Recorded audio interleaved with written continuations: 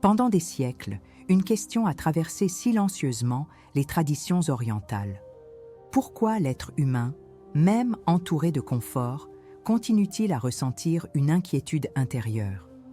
Dans le taoïsme, cette inquiétude n'est pas considérée comme une erreur, mais comme un symptôme de désalignement entre le flux naturel de la vie et la façon dont l'esprit tente de le contrôler. Lorsque ce décalage s'intensifie, des pratiques promettant un soulagement rapide apparaissent, mais elles touchent rarement la racine du problème. Cherchons-nous le bien-être ou évitons-nous de comprendre la cause de la souffrance? Cette question, apparemment abstraite, structure une grande partie de la philosophie orientale classique. L'ignorer conduit à la répétition de solutions superficielles. La tradition taoïste enseigne que la clarté ne vient pas d'un effort excessif, mais d'une compréhension correcte du mouvement de la réalité. Ce principe traverse également le yoga ancestral, souvent interprété hors de son contexte philosophique d'origine. Les deux traditions observent que la souffrance humaine s'intensifie lorsqu'il y a une résistance au cours naturel des choses. Il ne s'agit pas de résignation, mais de discernement. Discerner ce qui peut être transformé intérieurement et ce qui doit être accepté comme faisant partie du flux est un apprentissage structuré. Cette logique contraste avec les approches modernes qui privilégient la performance, le contrôle et les résultats mesurables. Il en résulte une pratique vide de sens. Retrouver l'axe conceptuel est la première étape vers une expérience authentique. La chaîne Solstice naît précisément à ce point d'intersection entre la philosophie orientale, la psychologie et la lecture symbolique de l'expérience humaine. Son objectif n'est pas de simplifier des thèmes complexes, mais de les rendre intelligibles sans les déformer. Chaque contenu est conçu comme un support d'étude, et non comme une motivation passagère. L'objectif est d'offrir des outils conceptuels à ceux qui cherchent à comprendre les schémas internes récurrents. Le nom solstice fait référence à un événement réel et observable, le moment où la lumière atteint un point de basculement. Ce symbole exprime l'idée centrale de la chaîne. Reconnaître les cycles internes et comprendre quand il est nécessaire de changer de direction. Dans la vie quotidienne, il existe des moments équivalents au solstice, même s'ils passent inaperçus.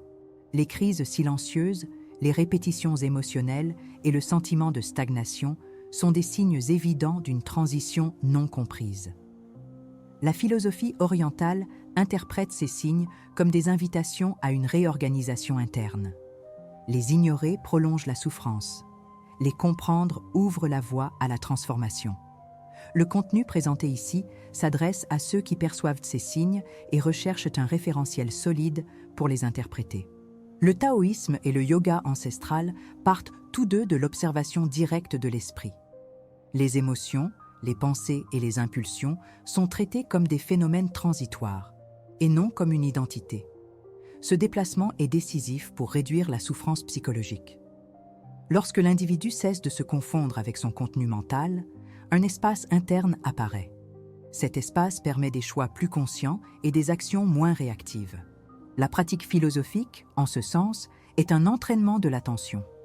Elle n'exige ni isolement social, ni rituel complexe. Elle exige de la cohérence, de l'étude et une application progressive dans la vie quotidienne.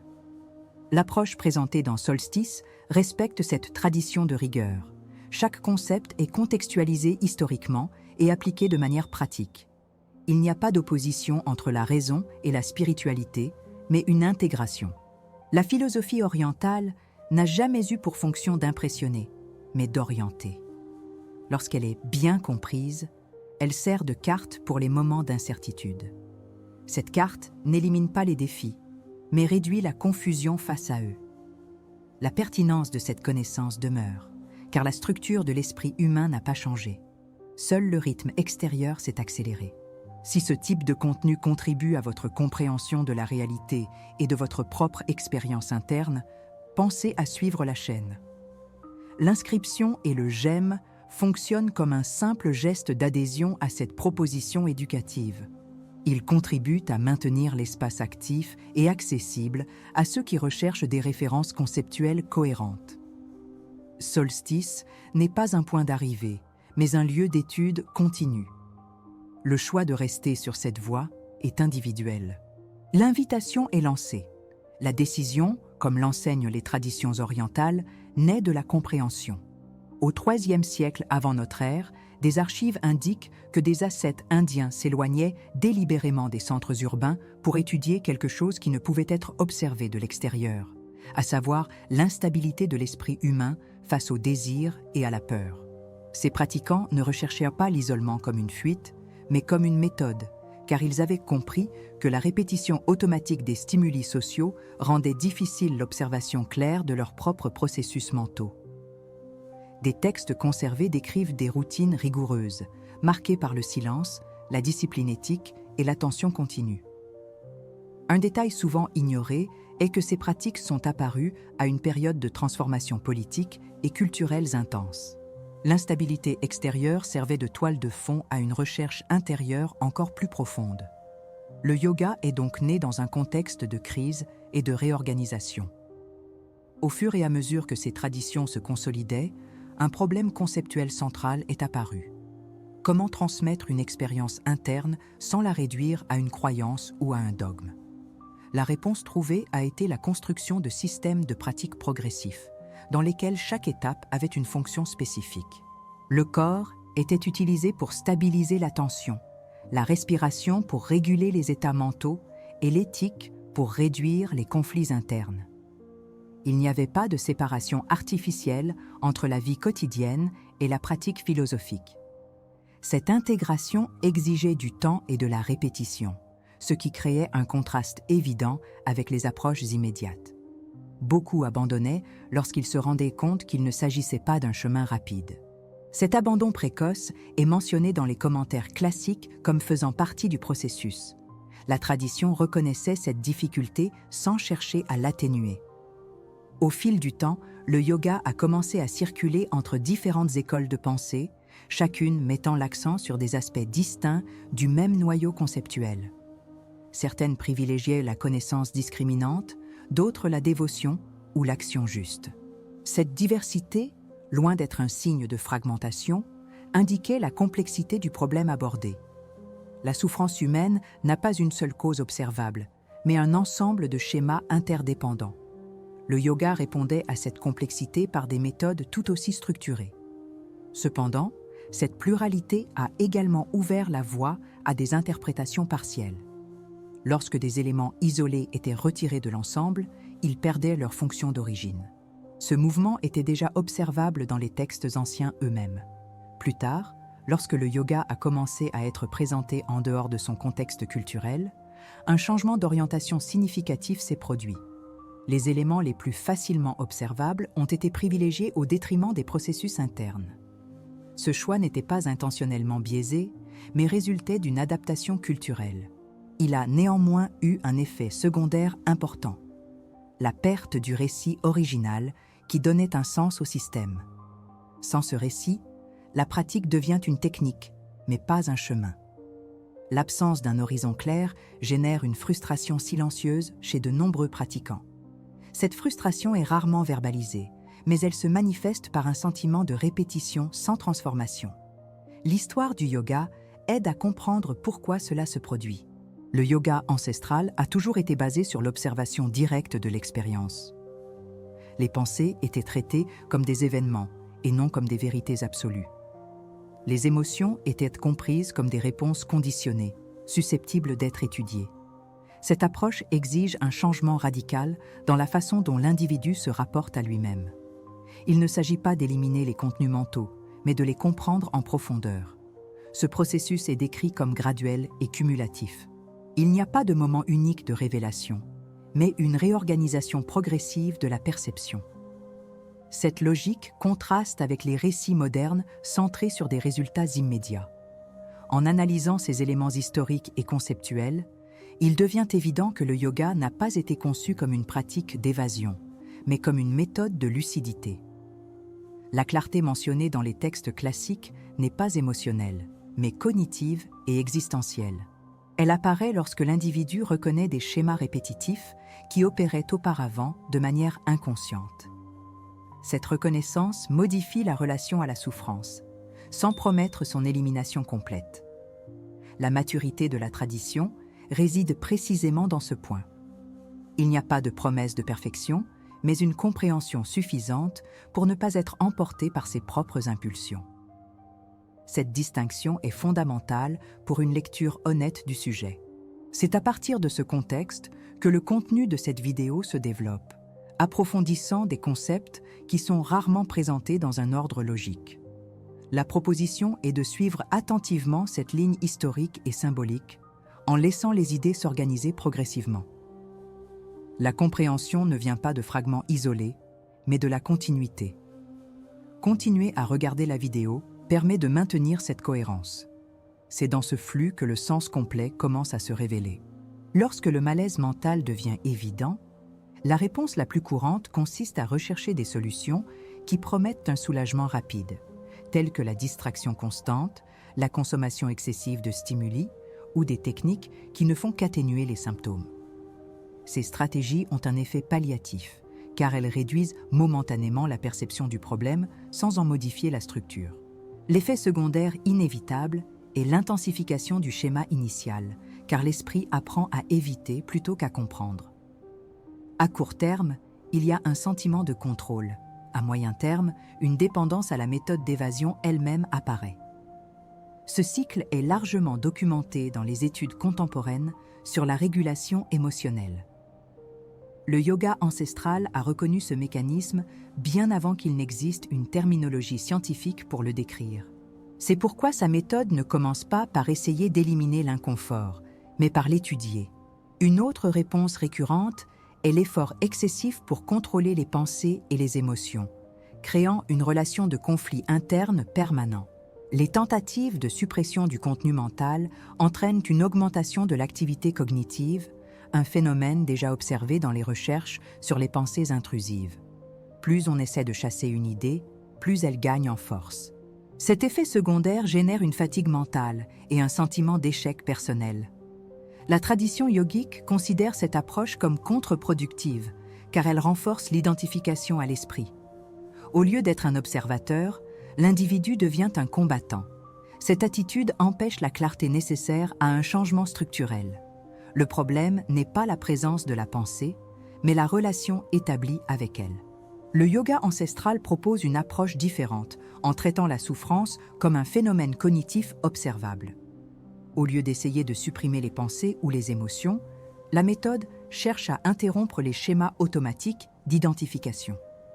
La science contemporaine décrit un processus similaire en observant la métacognition, la capacité à percevoir son propre fonctionnement mental. Des études en neurosciences indiquent que cette capacité réduit la réactivité émotionnelle et améliore la régulation de l'attention. Le yoga opère sur ce même axe, mais avec une méthodologie développée bien avant sa formalisation scientifique. Le point central n'est pas de se détendre, mais de voir clairement. La clarté réduit l'impulsivité car elle augmente l'intervalle entre le stimulus et la réponse. Cet intervalle est l'espace où le changement se produit. Une pratique correcte commence par la stabilisation de l'attention, non pas comme une technique isolée, mais comme un entraînement continu. Dans le yoga ancestral, cela se fait par l'observation de la respiration dans une posture stable, avec un alignement simple et sans recherche de performance. L'objectif est de créer un repère sensoriel neutre qui serve d'ancrage pour l'esprit. Lorsque des pensées surgissent, elles ne sont ni combattues ni suivies, mais simplement reconnues. Vous pouvez vous imaginer comme une grande montagne, solide et forte, tandis que vos pensées sont des nuages qui vont et viennent avec le temps. Cette reconnaissance répétée affaiblit les schémas de rumination. Avec le temps, le système nerveux apprend qu'il n'a pas besoin de réagir à tout contenu mental. Cet apprentissage est cumulatif et mesurable en termes de réduction de la réactivité. La pratique n'exige aucune croyance, seulement une répétition consciente. Pour que cette pratique produise des effets cohérents, elle doit s'accompagner de principes éthiques de base qui organisent le comportement quotidien. Le yoga ancestral considère que les actions impulsives alimentent les conflits internes qui entravent tout travail mental. Des valeurs telles que la non-agression, la clarté dans la communication et la modération agissent comme des régulateurs de l'environnement psychologique. D'un point de vue scientifique, cela réduit la charge cognitive associée à la culpabilité, au conflit et à l'anticipation des conséquences. l'esprit rencontre moins de bruit interne lorsque l'action est cohérente. Cette cohérence n'est pas du moralisme, mais de l'économie psychique. Sans ce soutien, la pratique attentive perd de sa stabilité. C'est pourquoi la technique et la conduite sont indissociables. Un autre élément fondamental est la régularité, car le cerveau apprend par la répétition et la prévisibilité. Des séances courtes et régulières sont plus efficaces que des pratiques intenses et sporadiques. Le yoga ancestral a toujours mis l'accent sur ce rythme progressif, évitant la surcharge. La pratique fonctionne car elle agit directement sur les circuits de l'attention et de la réponse émotionnelle. En réduisant l'identification automatique aux pensées, on diminue le sentiment de menace constante. Cela a un impact positif sur le système nerveux autonome, favorisant des états de plus grand équilibre. L'effet observé n'est pas l'euphorie, mais la stabilité. Cette stabilité permet des choix plus lucides dans la vie quotidienne. Il est important de souligner que cette transformation ne se produit pas par accumulation de concepts, mais par assimilation progressive. L'esprit résiste au début parce qu'il perd ses repères habituels de contrôle. Cette résistance fait partie du processus et n'indique pas une erreur de pratique. La tradition yogique a toujours reconnu cette phase comme inévitable. C'est pourquoi elle insiste sur la régularité et la patience. Psychologiquement, il s'agit de la réorganisation d'habitudes profondément enracinées. Spirituellement, c'est la dissolution progressive des illusions fonctionnelles. Les progrès sont silencieux et cumulatifs. La clarté s'installe avant même d'être perçue consciemment. Pour consolider cet engagement, il vaut la peine de transformer la compréhension en gestes concrets. Écrivez dans les commentaires la phrase « Je choisis d'observer pour transformer mes pensées », faites-le comme un rappel pratique de la méthode présentée. Cet acte simple renforce l'intention et la continuité. La transformation proposée par le yoga ancestral se produit par la répétition consciente de petits choix. Le commentaire sert d'enregistrement public de cet engagement. Le yoga ancestral exige de comprendre que sa proposition ne se limite pas à des techniques isolées, mais à un modèle cohérent de fonctionnement de l'esprit humain. Dans ce modèle, la souffrance n'est pas interprétée comme un échec personnel, ni comme une punition externe, mais comme le résultat direct de schémas cognitifs récurrents. L'esprit a tendance à se fixer sur les stimuli agréables et à rejeter les stimuli désagréables, créant ainsi des cycles d'attente et de frustration. Ce mécanisme est décrit à la fois dans les textes yogiques et dans les formulations classiques du bouddhisme. Le taoïsme, quant à lui, observe le même phénomène comme une résistance au flux naturel du Tao. Dans tous les cas, la racine du problème ne réside pas dans les événements, mais dans la relation établie avec eux. La pratique apparaît comme un moyen de réorganiser cette relation de manière consciente. D'un point de vue psychologique, le yoga ancestral opère par le développement de la métaconscience, c'est-à-dire la capacité d'observer ses propres processus mentaux sans identification immédiate. Des études contemporaines en psychologie cognitive décrivent cet état comme un décentrage, un facteur essentiel à la régulation émotionnelle. Lorsque l'individu perçoit les pensées et les émotions comme des événements transitoires, la réactivité automatique est réduite. Cette réduction n'implique pas l'indifférence, mais une plus grande précision perceptive. L'esprit cesse de fonctionner en mode défensif constant.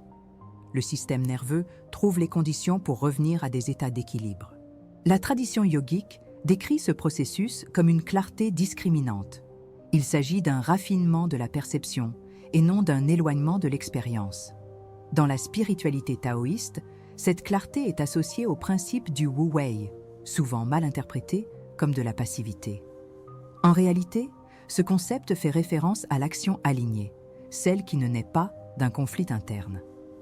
Lorsque l'esprit n'est pas fragmenté par des désirs contradictoires, l'action devient économique et efficace.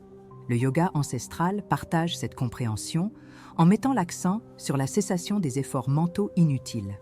Il ne s'agit pas de contrôler la réalité, mais de comprendre son mouvement. Cette compréhension modifie naturellement la manière d'agir.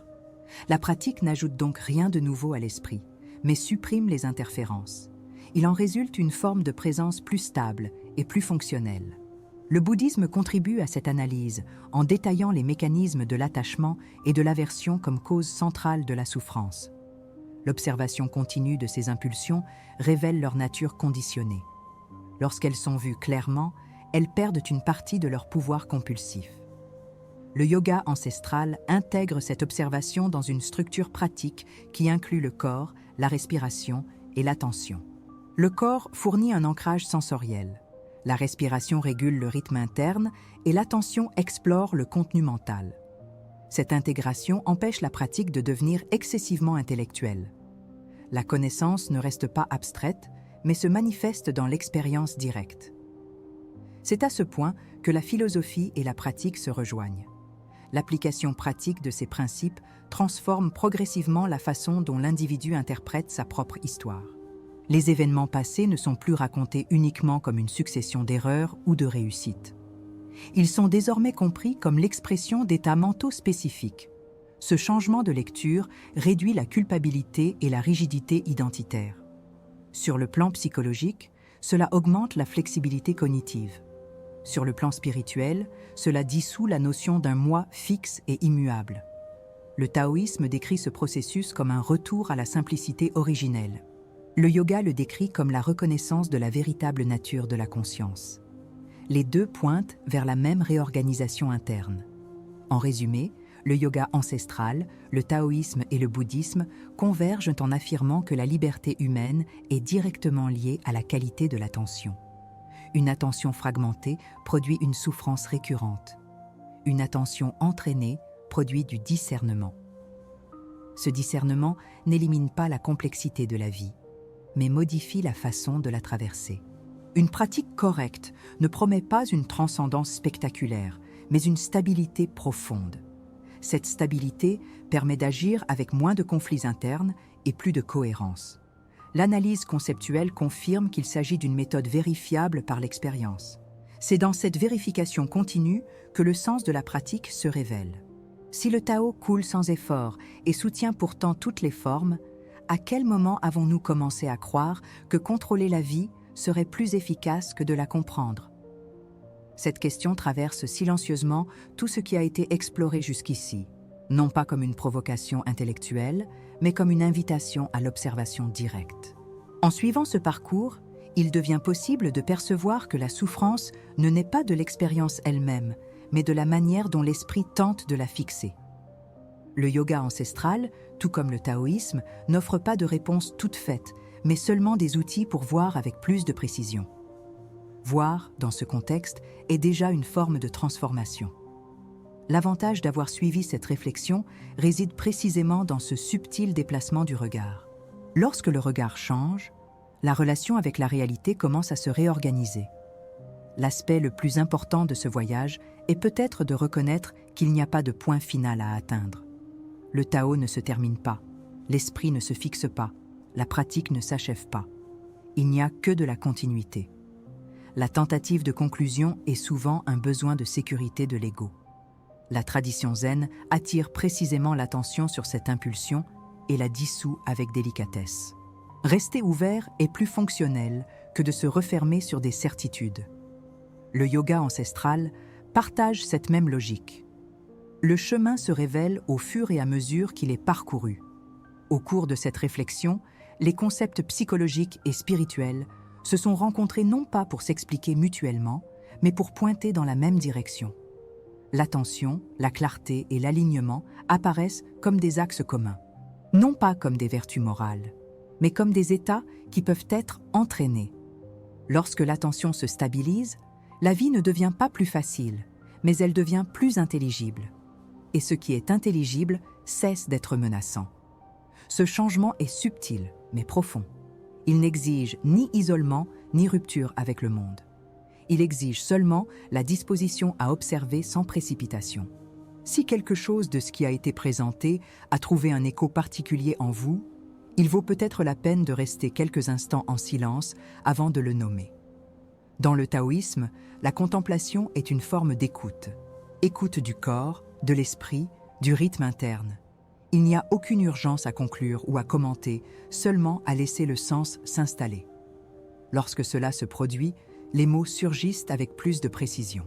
Le partage d'expériences fait partie de ce processus de maturation collective. C'est dans cet échange que la compréhension s'approfondit. Le parcours proposé ici ne s'achève pas à ce stade et n'a pas besoin d'être défini maintenant. Il se poursuit dans chaque observation quotidienne, dans chaque choix moins automatique, dans chaque pause consciente. L'espace réservé aux commentaires existe comme une extension de ce dialogue silencieux. Faire part de ses perceptions, de ses doutes ou de ses changements subtils aide à rendre visible ce qui reste généralement implicite. Suivre le canal, c'est simplement suivre ce flux d'investigation continue, sans promesse, sans conclusion définitive. Juste la volonté de marcher avec plus de lucidité.